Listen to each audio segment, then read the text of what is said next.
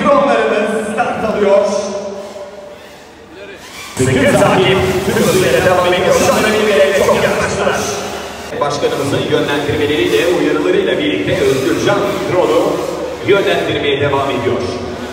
Şu anda parkurda görmüş olduğunuz drone'lar 1,5 saniyede tam 200 kilometre hızla ulaşan drone'larımız.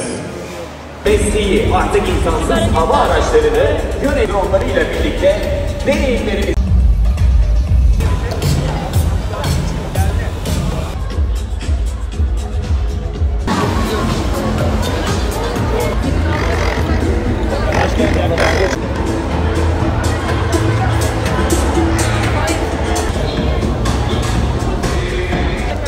Üsküdar Belediye Başkanımız Sayın Hilmi Türkmen de bize eşlik ediyor.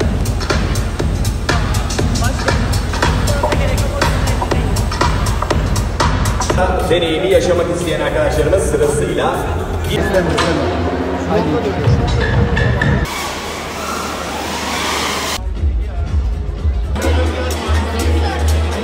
yan tarafta segway'imiz yani